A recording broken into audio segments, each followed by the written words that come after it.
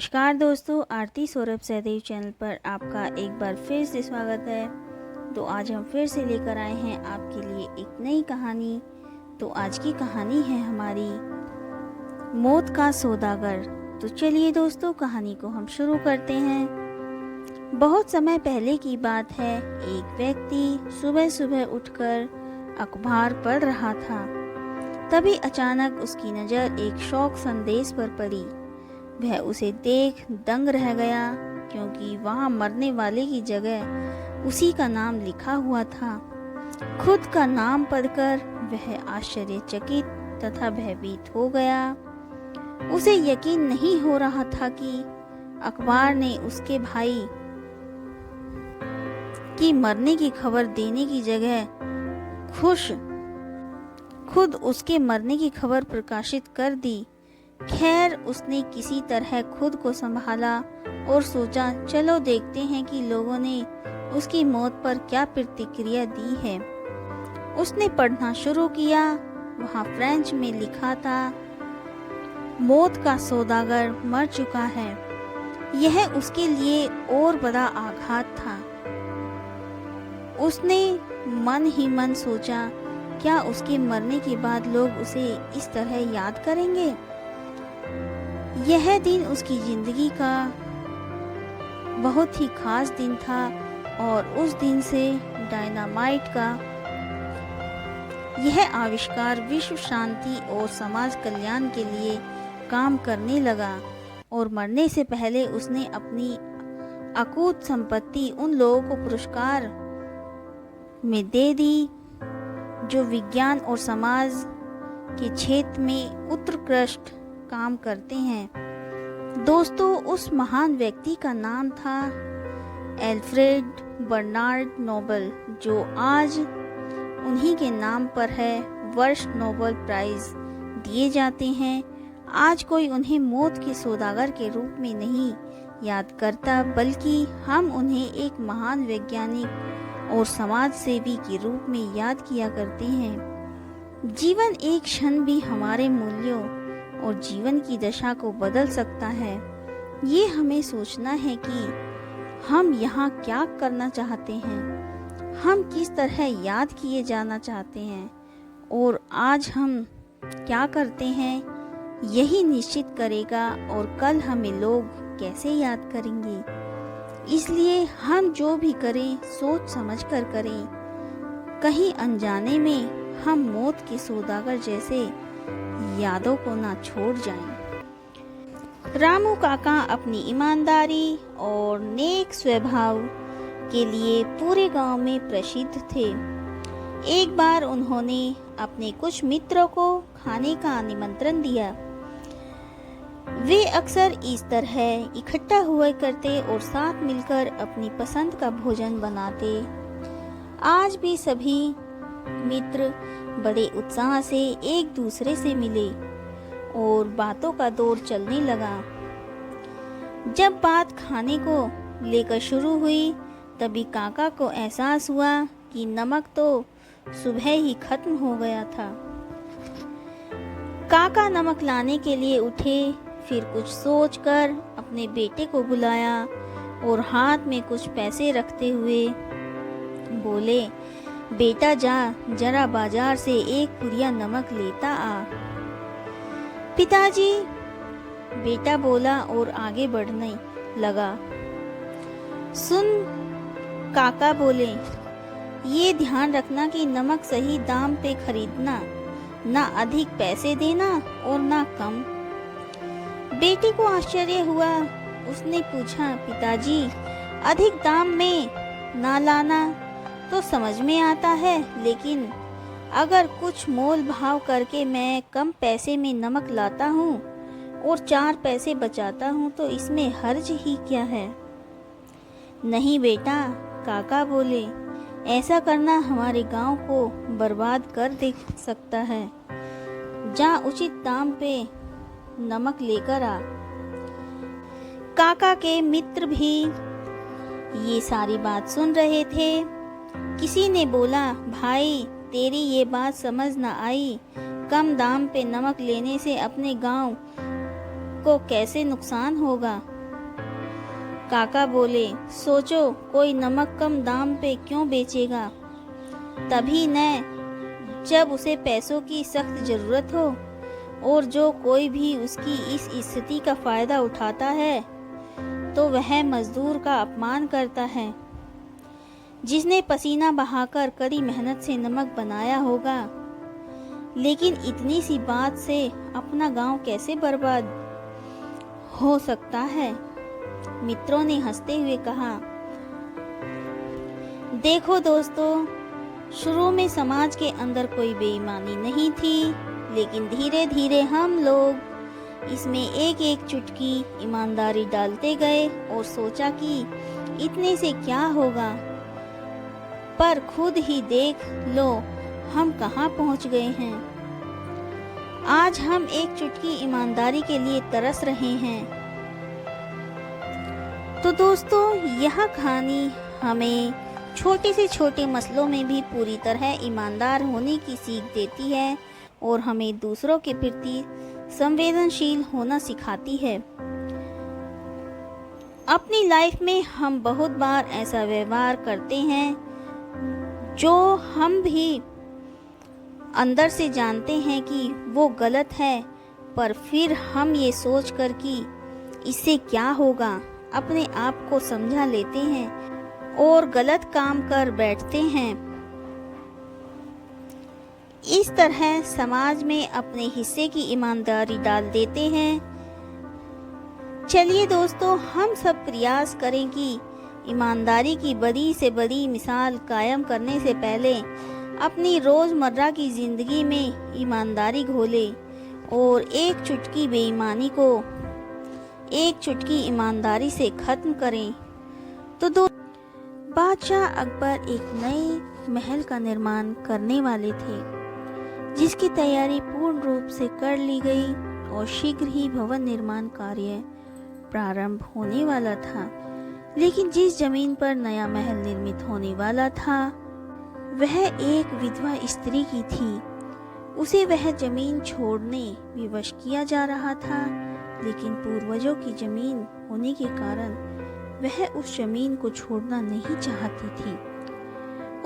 उसने बहुत मिन्नतें की, लेकिन उसकी कोई सुनवाई नहीं हुई। अंततः वह बीरबल के पास गई और उसे सारी बात बताकर मदद की गुहार लगाई। बीरबल ने शांति से उसकी बात सुनी और उसे आश्वासन देकर वापस भेज दिया। उसी शाम उसे सूचना प्राप्त हुई कि 2 दिनों में भवन निर्माण प्रारंभ होने वाला है, जिसके लिए भवन निर्माण सामग्री निर्माण स्थल पर पहुंचाई गई है। अगले दिन बीरबल अकबर के साथ उस जमीन पर पहुंचा। वहां मिट्टी के ढेर के पास कई बोर पड़े हुए थे। बीरबल ने एक बोरा उठाया और उसमें मिट्टी भरने लगा। यह देखकर अकबर ने बीरबल से पूछा, बीरबल तुम ये क्या कर रहे हो? बीरबल ने उत्तर दिया, मैं अगले जन्म के लिए कुछ पुण्य कमाना चाहता हूँ, इसलिए ये काम कर रहा हूँ। बीरबल की बात सुनकर अकबर को समझ नहीं आया, लेकिन उन्होंने उस पर अधिक ध्यान नहीं दिया। वे वहां खड़े होकर देखते रहे। बीरबल बोरे में मिट्टी भरता रहा। बोरे में पूरी मिट्टी भर जाने के बाद वह अकबर से बोला, हुजूर, मिट्टी से भरे उस बोरे को उठाकर मेरी पीठ पर रखने की क्या आप सहायता करेंगे? अकबर तैयार हो गए और झुककर बोरा उठाने लगे। वह बोरा बहुत भारी था। वे बोले, बीरबल, ये बोरा तो बहुत भारी है। तब बीरबल ने कहा, हुजूर, सोचिए, यदि एक बोरे में भरी मिट्टी का भार इतना अधिक है तो इस पूरी जमीन की मिट्टी का भार कितना होगा? आपको ये नहीं लगता कि इसका आपकी जमीन पर जो बोझ आएगा वो बहुत अधिक होगा? ऐसे में जमीन पर इतना भारी बोझ लेकर क्या आप सुकून से जी पाएंगे?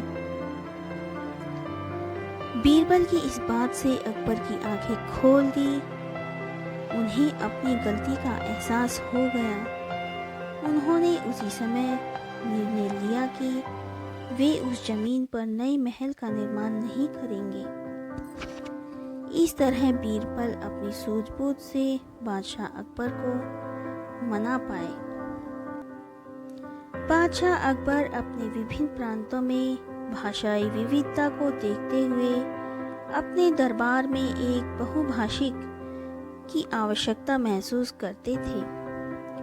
वे चाहते थे कि उनके दरबार में एक बहुभाषिक हो जिसकी मदद से वे अपनी प्रजा से वार्तालाप कर सकें। उन्होंने अपने मंत्रियों को ऐसा बहुभाषिक ढूंढने का आदेश दिया जिसकी विभिन्न भाषाओं पर अच्छी पकड़ हो। मंत्रियों ने सैनिक की मदद से अकबर का आदेश राज्य के हर कोने में प्रसारित कर दिया। कुछ दिनों बाद एक व्यक्ति अकबर के दरबार में उपस्थित हुआ। अकबर को सलाम कर वह बोला, जहाँपनाह, मैं कई भाषाओं का अच्छा जानकार हूँ। आप मुझे बहुभाषिक के पद पर नियुक्त कर सकते हैं। अकबर ने उसकी परीक्षा लेने के लिए अपने दरबारियों को उससे अपनी अपनी भाषा में बात करने के लिए कहा। एक एक कर दरबारी भाषा में उस बहुभाषी से प्रश्न करने लगे। बहुभाषी ने सभा को उनकी ही भाषा में उत्तर दे दिया। भाषा पर उसकी पकड़ देखकर अकबर बहुत प्रभावित हुए। उन्होंने उसे अपने दरबार में बहुभाषी नियुक्त करने का निर्णय कर लिया और उससे बोले, तुम्हारे भाषा ज्ञान से हम बहुत प्रभावित हैं। हर भाषा में तुम इतने धारा प्रवाह हो कि लगता है अपनी ही भाषा बोल रहे हो। हम उन्हें अपने दरबार का बहुभाषी नियुक्त करते हैं, लेकिन हम ये भी जानते हैं कि तुम्हारी मातृभाषा क्या है। इस पर बहुभाषी बोला, जहाँपनाह, मैंने सुना है कि आपके दरबार में बहुत बुद्धिमान मंत्रीगण हैं। क्या उनमें से कोई बता सकता है कि मेरी मातृभाषा क्या है? दरबारियों ने अपने अनुमान के आधार पर बहुभाषी की भाषा बताने का प्रयास किया, लेकिन किसी का भी अनुमान सही नहीं निकला। यह देख बहुभाषी हंस पड़ा और बोला, जहाँपनाह, लगता है मैंने गलत सुना है। यहाँ तो कोई भी बुद्धिमान नहीं दिखाई पड़ता। इस बात पर अकबर को बहुत शर्मिंदगी हुई। उन्होंने बीरबल को देखा, जिसने अब तक बहुभाषी की भाषा बताने का प्रयास नहीं किया था। अकबर को अपनी ओर देखता पाकर बीरबल अपने स्थान से उठ खड़ा हुआ और बोला, जहाँपनाह, मैं कल बता दूंगा कि इस बहुभाषा की भाषा क्या है। उस रात बहुभाषी को शाही अतिथिगण में ठहराया गया। अगले दिन वह अकबर के दरबार में फिर से उपस्थित हुआ। अकबर ने बीरबल से पूछा, हाँ बताओ बीरबल, क्या है इनकी मातृभाषा? इस पर बीरबल बोला, हुजूर, इनकी मातृभाषा बांग्ला है। आप इनसे पूछ लीजिए। अकबर ने बहुभाषी से पूछा तो उसने हामी भर दी। अकबर हैरान थे कि बीरबल ने उसकी मातृभाषा को कैसे पहचान लिया। पूछे जाने पर बीरबल ने बताया, महाराज, कल रात मैंने शाही अतिथि गृह के बाहर अपना एक सेवक भेजा।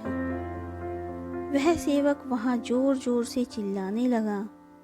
उस समय ये महाशय सो रहे थे। चीखने की आवाज़ सुनकर इनकी नींद खुल गई और बाहर आकर ये गुस्से से चिल्लाने लगे। उस समय ये जो भाषा बोल रहे थे वह बांग्ला थी। मैं पास ही के कक्ष में छुपकर यह सब सुन रहा था। मैं सब समझ गया कि इनकी भाषा बांग्ला है, क्योंकि व्यक्ति कितनी भी भाषाओं का ज्ञाता क्यों ना हो, जब गुस्से में होता है या मुसीबत में पड़ता है तो अपनी ही भाषा में चिल्लाता है। बहुभाषी ने बीरबल की बुद्धिमत्ता का लोहा मान लिया और अकबर शर्मिंदगी से बच गए। बादशाह अकबर अक्सर अपने दरबारियों से कुछ अजीबोगरीब काम करने को कहते रहते थे और न कर पाने पर बहुत ज़्यादा नाराज़ होते थे।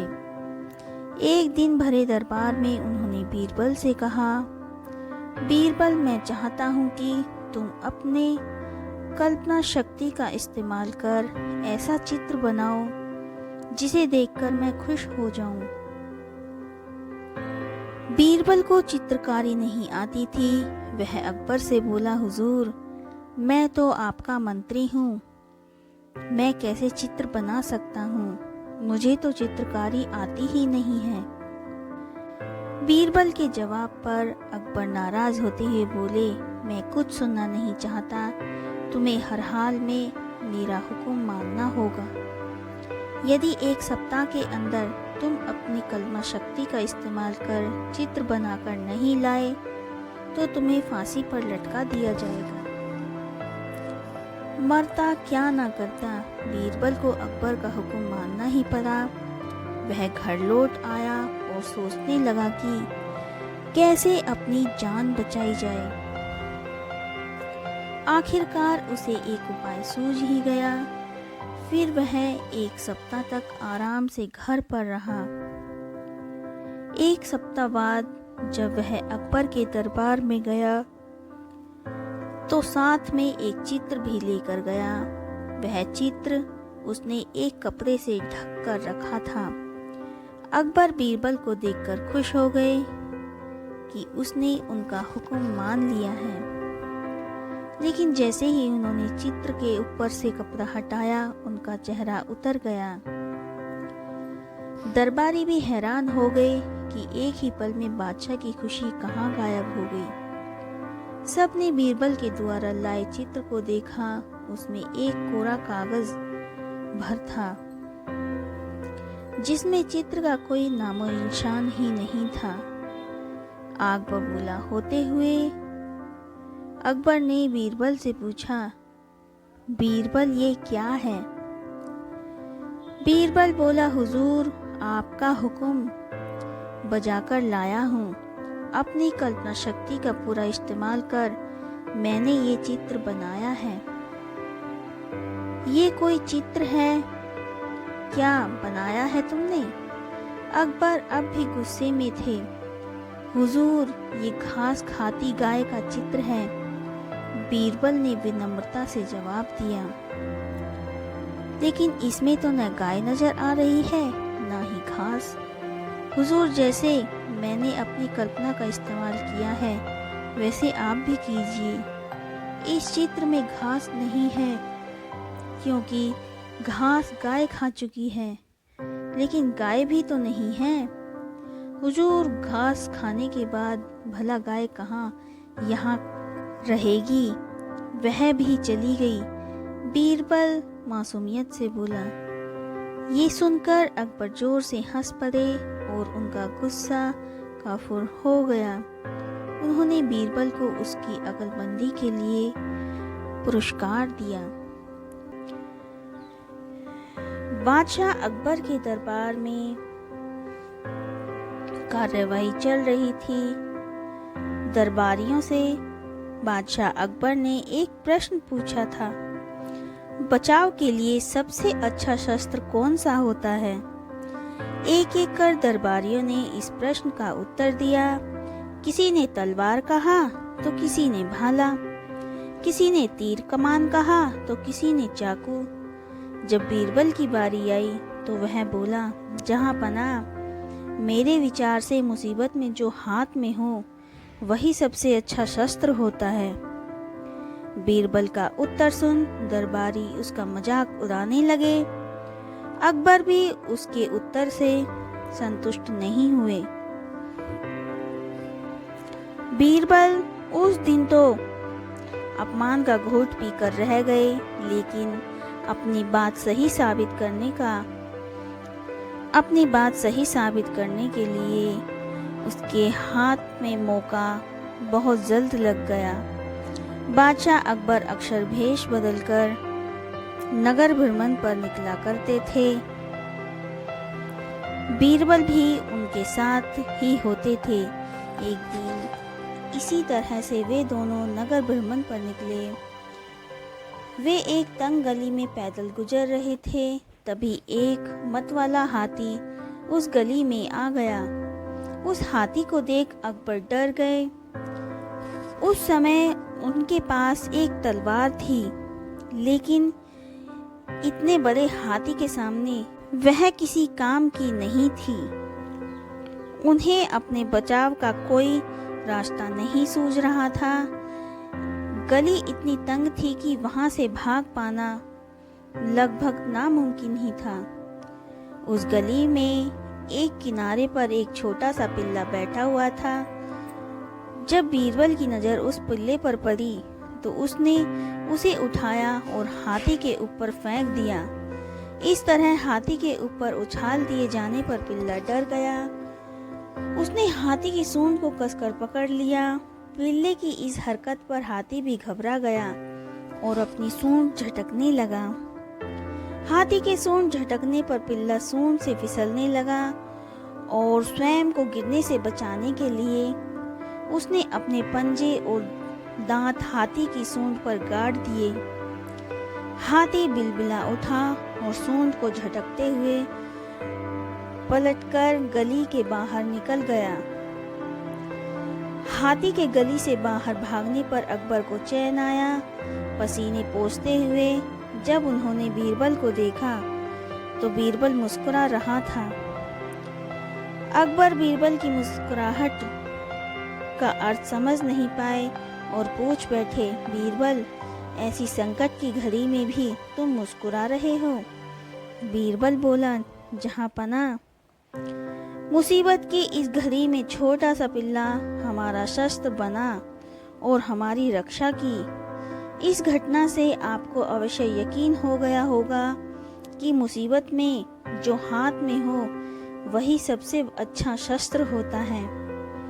अकबर ने भी मुस्कुराते हुए हामी भरी और बोले, बीरबल, तुम सही थे। इस प्रश्न के सही उत्तर के साथ आज हमारी रक्षा के लिए भी तुम्हें हम पुरस्कार के पात्र समझते हैं।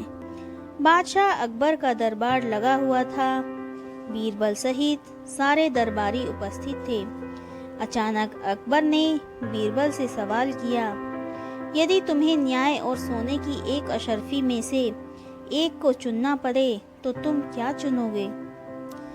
बिना एक क्षण गवाए बीरबल बोला, सोने की अशर्फी।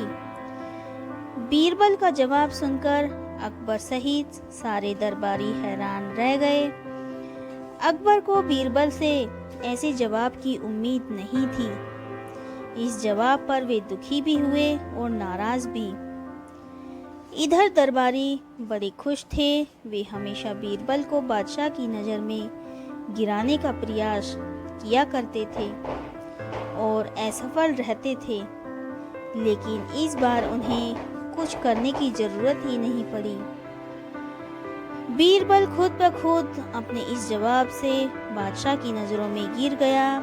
वे इंतजार कर रहे थे कि अब बादशाह अकबर का अगला कदम क्या होगा।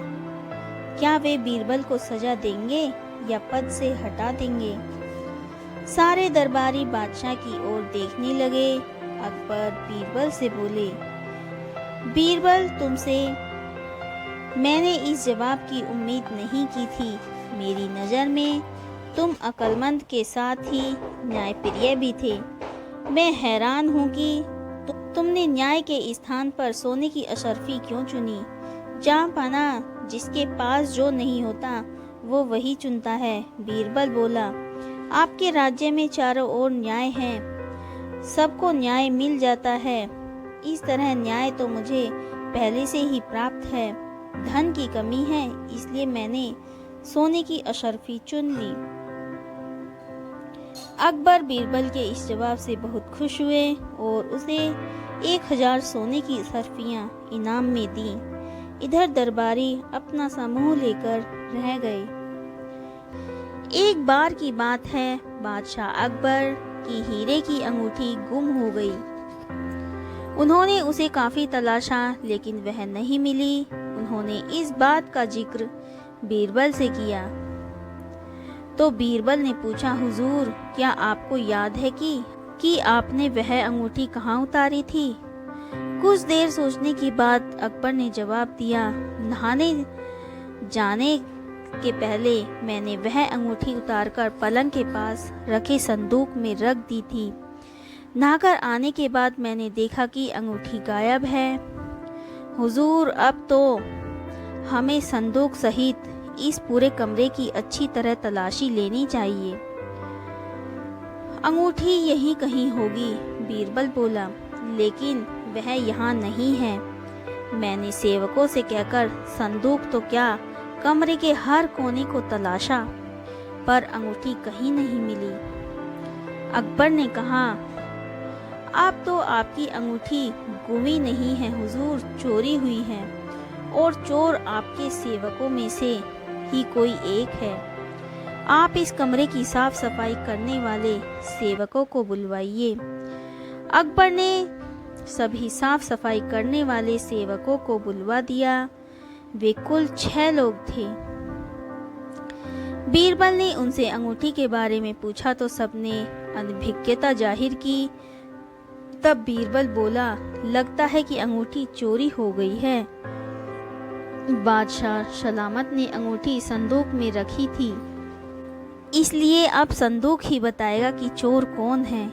यह कहकर बीरबल संदूक के पास गया और कान लगाकर कुछ सुनने की कोशिश करने लगा। फिर सेवकों को संबोधित कर बोला, संदूक ने मुझे सब कुछ बता दिया है। अब चोर का बचना नामुमकिन है। जो चोर है उसकी दाढ़ी में तिनका है। ये सुनना था कि 6 सेवकों में से एक ने नजरें बचाते हुए अपनी दाढ़ी पर हाथ फिराया। बीरबल की नज़र ने उसे ऐसा करते देख लिया। उसने फौरन उस सेवक को गिरफ्तार करने का आदेश दे दिया। कड़ाई से पूछताछ करने पर उस सेवक ने सच उगलकर अपना दोष स्वीकार कर लिया। बादशाह को बीरबल की अक्लमंदी से अपनी अंगूठी वापस मिल गई। हमेशा की तरह एक दिन मौका पाकर दरबारी बीरबल के खिलाफ बादशाह अकबर के कान भरने लगे।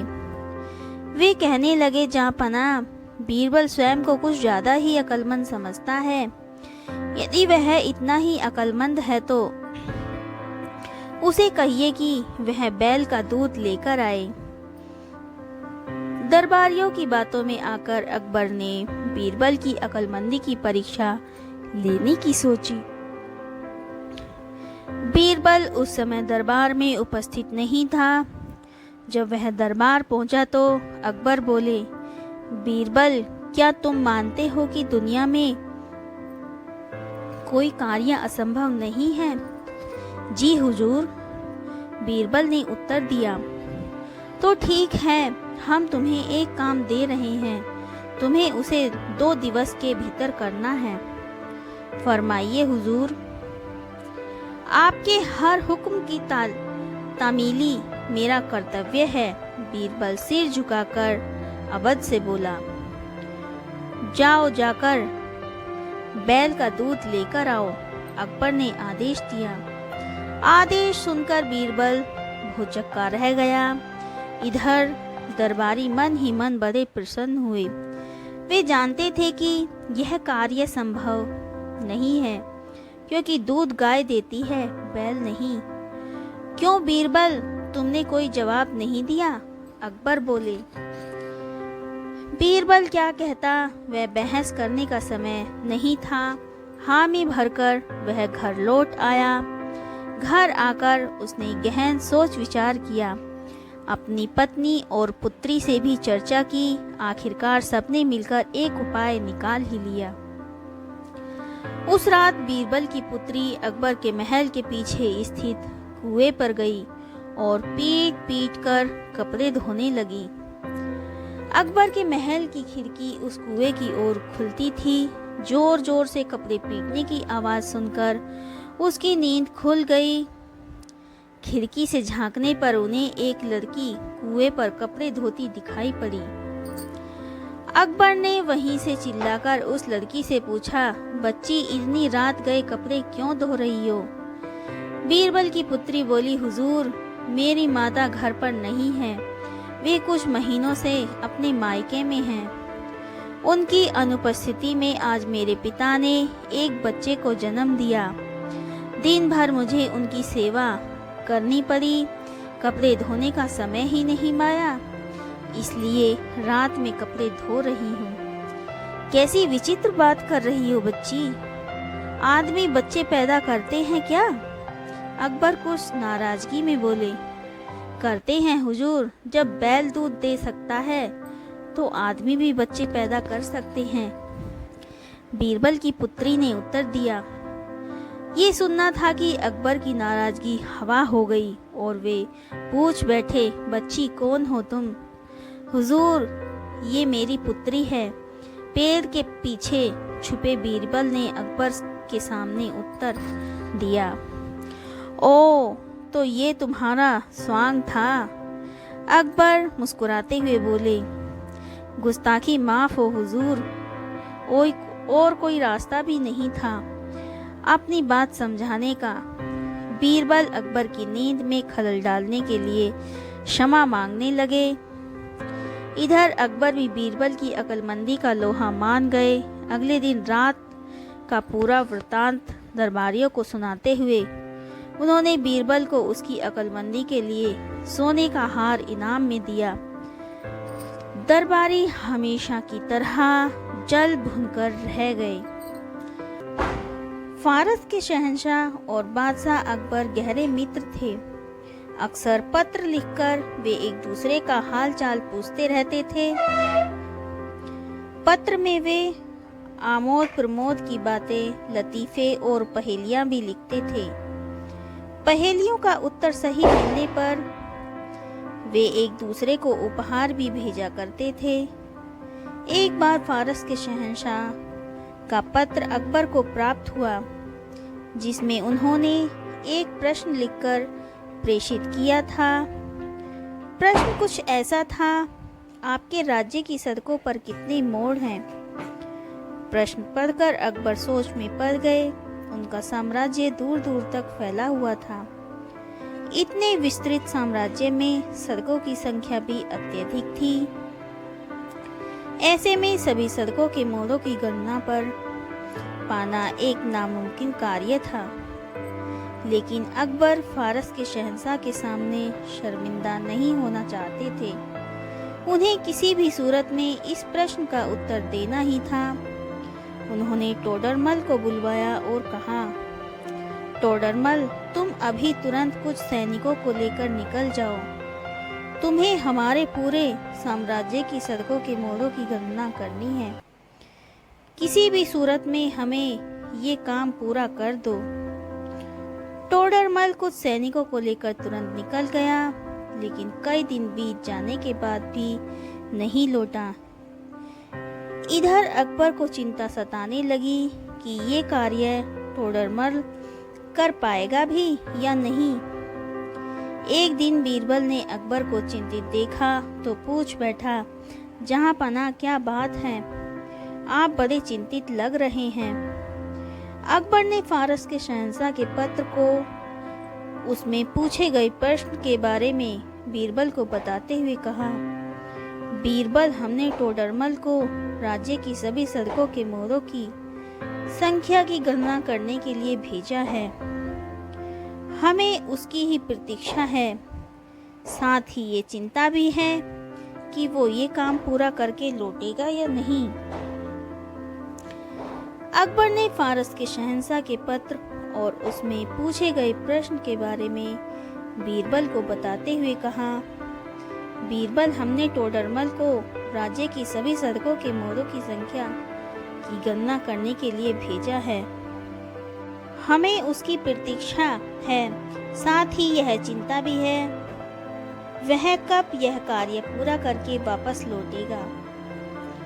बीरबल, तुम बिना गणना किए हमारे राज्य और दुनिया की सड़कों के मोड़ों की संख्या बता सकते हो? कैसे? अकबर हैरत में पड़ गए। जहां पना, क्योंकि इसमें गणना की आवश्यकता ही नहीं है। दुनिया की सारी सड़कों के बस दो ही तो मोड़ होते हैं, एक दाया और दूसरा बाया। बीरबल ने शांत स्वभाव से उत्तर दिया। ये उत्तर सुनकर अकबर हंस पड़े। अरे, हमने तो ये सोचा ही नहीं, और टोडरमल को सड़कों की मोड़ों की गणना के लिए भेज दिया। बीरबल, तुम वाकई अक्लमंद हो। अकबर ने बीरबल को इनाम में सोने का हार दिया और फारस के शहंशाह के प्रश्न का उत्तर उन्हें भिजवा दिया। तो दोस्तों, आज की कहानी हमारी यहीं पर समाप्त होती है। आज की कहानी आपको हमारी कैसी लगी हमें कमेंट करके ज़रूर बताएं। अगर आपको हमारी कहानी पसंद आई हो तो उसे ज़्यादा से ज़्यादा लाइक और शेयर करें और हमारे चैनल को सब्सक्राइब करना ना भूलें। धन्यवाद।